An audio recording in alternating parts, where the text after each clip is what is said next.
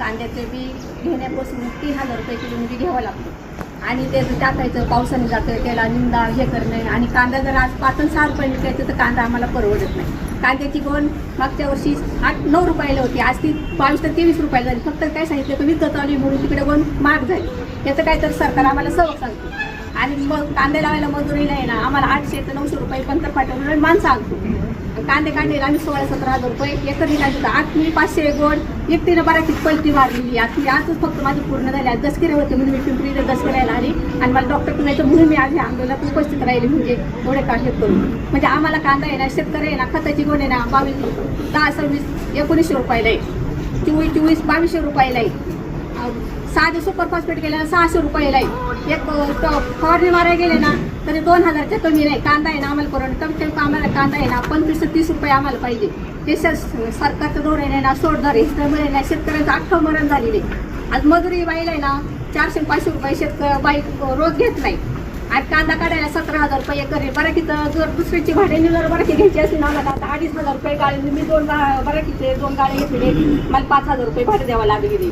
आणि आम्ही जर वाट्याने जर जमीन केली ना तर मी 1.5 एकर वाट्याने 20 गुंठ माझी स्वतःची जमीन आहे. आता मी वाट्या स्वतःचा कांदा मी बराकी साठवला आणि ज्या मार्केटची बराकी त्याच्यात मी साठवली त्याचा कांदा. आज माझ्याकडे 500 पिशवी कांदा आहे आणि 2021-22 मध्ये मी मार्केट यार्डमध्ये वस्तूमध्ये कांदा घातलेला आहे. राजरत्न संतोष राजरत्न त्या मार्केटमध्ये घातलेलं आहे. त्याचं काही अजून आम्हाला पैसे मिळाले नाही. फक्त आम्हाला असे सबक सांगतात आज जी उद्या जी हे करू. आम्ही सगळे केलेले पाठपुरवठा आहे. वर्ष बहुतेक 100 शेतकरी असणार आहे ते पैसे आहेत. पण त्या पैशांचा अजून आमचं कोणी काही सभापती फक्त सांगतात आम्ही देऊ हे करू ते करू. फक्त एवढंच आम्हाला सबक सांगतात. ते काय आज प्रत्येक जण मुलांची फी भरायची असते. आज स्वतः माझ्या गळ्यात मी डाकगान ठेवलं आणि आम्ही कसं आम्ही डाकगान ठेवतो. आम्ही सोसायटी उचलीत नाही. आम्ही पतपेढ्यांचं कर्ज काढतो. आमच्या पिंपरीमध्ये 7-8 पतपेढ्या प्रत्येक पतपेढ्यांमध्ये आमचं कर्ज आहे. आम्हाला काय आमच्याकडे जास्त जमीन आहे त्यामुळे आम्हाला बँकेविषयी काय आम्हाला व्यवहार करता येतं. प्रत्येक आम्ही पतपेढ्यांमध्ये कर्ज काढतो. आणि आमची मुलांची कसं काय शिकवायची, खायचं काय, हे करायचं काय. हां फक्त आता सोयाबीन शेतकऱ्यांना सोयाबीन होती तेव्हा 40 रुपये विकली. आज यापर्यंत कशात गेली सोयाबीन 80 रुपये झाली. म्हणजे शेतकऱ्यांचा बाजार माल असला का त्याला 0 किंमत असते आणि यापर्यंत माल गेला का त्याला 70-80 रुपये किलो बाजार असतो. कांदा पण आता शेतकऱ्यांचा कांदा एप्रिल मे जून पर्यंत बाजार आहे तोपर्यंत नाही. आणि डिसेंबर जानेवारी शेतकऱ्यांचा माल संपला का मग तुमचा 80 जाईल, 90 जाईल, 50 रुपये जाईल. पण शेतकऱ्यांचा विषय कोणीच काही बोलू शकत नाही. म्हणजे शेतकऱ्यांचं सरकारला काहीच देणं घेणं. फक्त त्याला उद्योगपती व्यापारी यांचाच त्याला फक्त घेणं देणे का. यापर्यंतच्या कशात माल घ्यायला का लगेच झालं. पण सोयाबीन होती आता सोयाबीन शेतकरी अजिबात राहिलेली नाही. आता सगळे यापर्यंत गेली 70-80 रुपये सोयाबीनचा बाजार झाली. आता आम्हाला बियाणे लागेल 100-110 रुपये किलोने बियाणे घ्यावं लागेल आणि विकायच्या टायमाला 50-40 रुपये आम्ही विकायची सोयाबीन. सरकारची हे बरोबर नाही.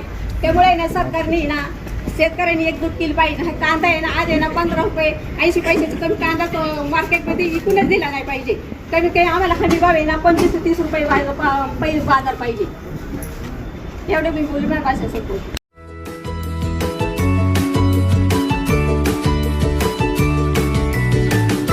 बातम्या शेतीच्या, बातम्या मातीच्या, बातम्या अन्यायाच्या, गुन्हेगारीच्या,